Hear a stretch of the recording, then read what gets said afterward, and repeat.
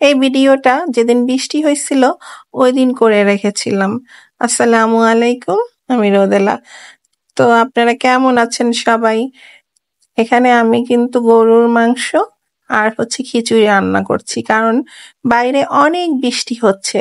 আর এই বৃষ্টির সাথে খিচুড়ির সাথে একটা কানেকশন আছে। যেদিন এই বৃষ্টি হবে সেদিনই মনে হয় যে একটু খিচুড়ি রান্না করি। আর গরুর গোশত যদি থাকে তাহলে তো কথাই নেই। আমার বাসায় ফ্রিজে অল্প ওই গরুর মাংস ছিল, তো ভাবলাম আজকে খিচুড়ি আর গরুর মাংসই রান্না করি। তো গরুর মাংসটা রান্না করার জন্য আমি সবগুলা মশলা ভালো করে কষিয়ে নিতেছি। দেখা যায় আমি মাংস বেশি থাকলে তখন হাতে মেখে মাংসটা রান্না করি। মাংস যখন কম থাকে তখন মশলাটাও ভালো করে কষিয়ে রান্না করলে সেটাও ভালো লাগে খেতে। অনেকেই হাতে মাখানো পছন্দ করে, কষিয়েও রান্না করে। আমি আজকে কষাই বসাইলাম যেহেতু অল্প আছে গরুর মাংসটা। আর এইদিকে খিচুড়ির চালটা একটু ভালো করে ভিজিয়ে রেখেছিলাম অনেকক্ষণ ধরে, তাই মশলা কষিয়ে চালটা ভালো করে ধুইয়া তারপরে খিচুড়িটা বসায় দিব।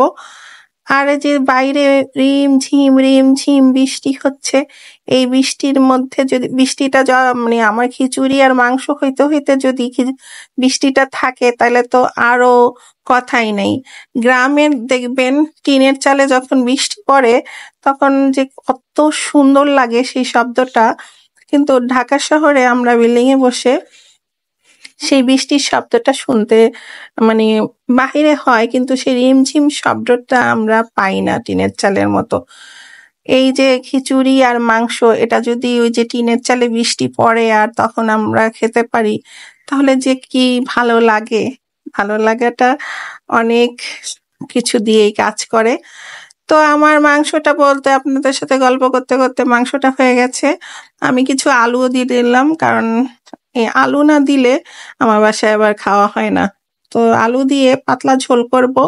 ঝোলটা দিয়ে খিচুড়ি খেতে কিন্তু অনেক মজা। যখন ঝোল না থাকে, শুকনো শুকনো, যেহেতু ভুনা খিচুড়ি, শুকনো খাইতে ভালো লাগবে না, এই কারণে। আর আম ছিল বাসায়, আমি আমের আচার বানাই নাই। তো এই যে আমি খিচুড়ি হয়ে গেছে, আমি কখন খাবো সেই জন্য বসে আছি। খিচুড়িটা যদি আমাকে ডিম ভাজা দিয়ে দেওয়া হয় তারপরেও আমি অনেক পছন্দ করি খিচুড়িটা। তো আমার ভিডিওটি ভালো লাগলে অবশ্যই একটি লাইক দিয়ে দিবেন, আর ইউটিউবে দেখলে অবশ্যই একটি সাবস্ক্রাইব করবেন।